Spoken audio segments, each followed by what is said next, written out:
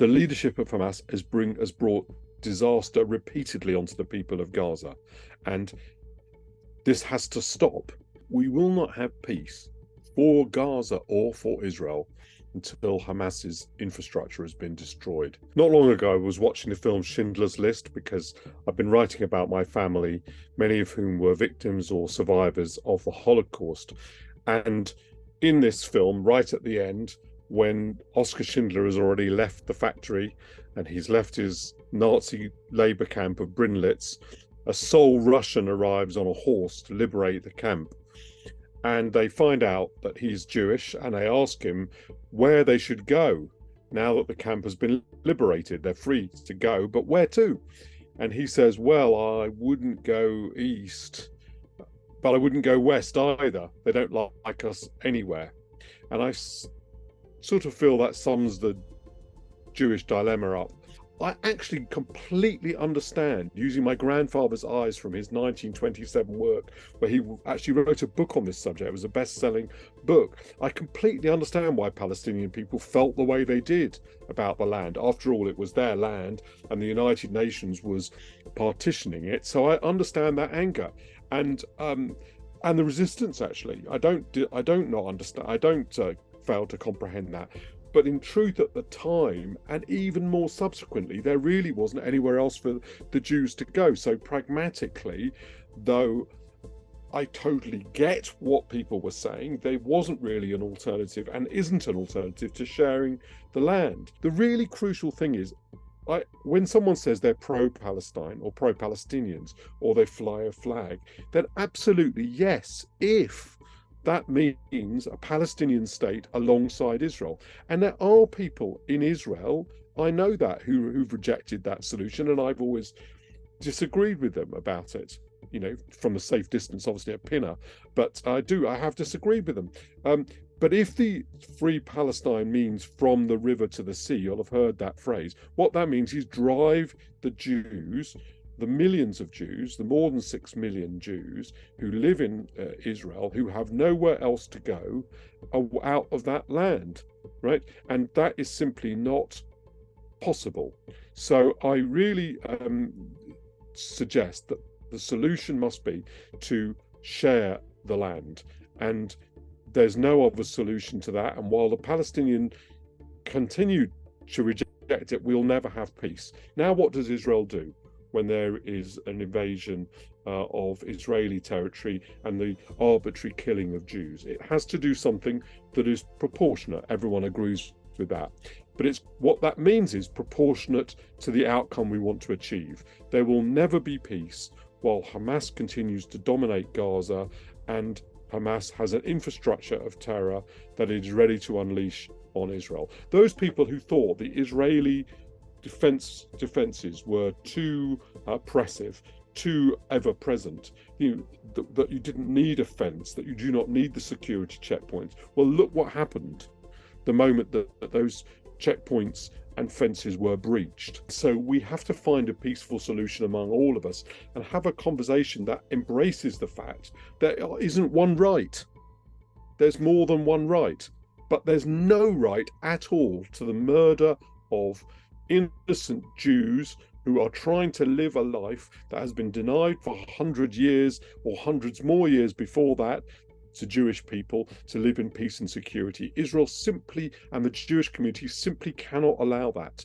The answer to the Jewish community and Israel to an attempt to terrorize Israel and drive it off the land is no, absolutely not.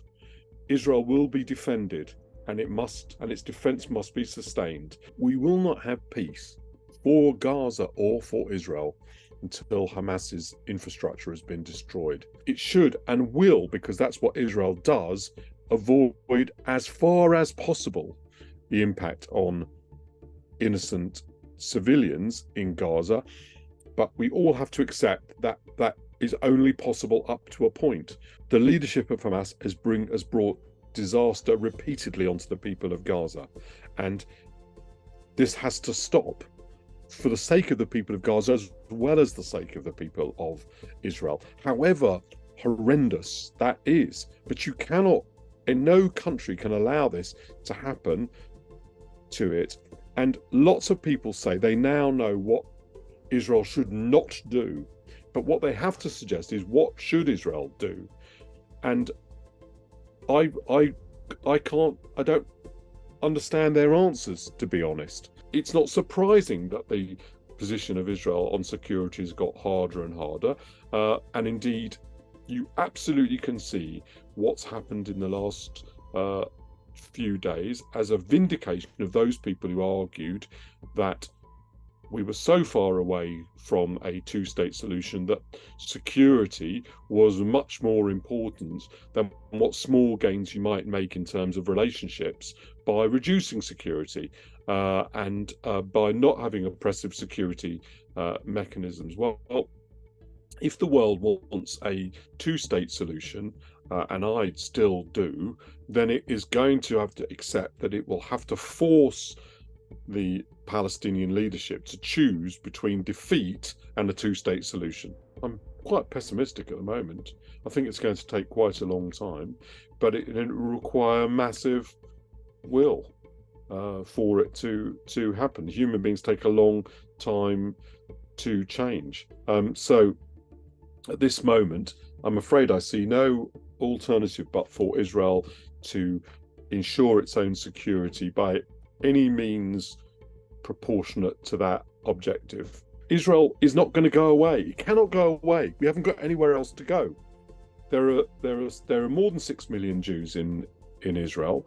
45% of Jews in the world live in Israel. There is nowhere else there wasn't anywhere else for them to go before they went there. There is nowhere else for them to go now, and Israel's not going to go away. So there's no option that involves the Israel disappearing, because where are people suggesting those people go?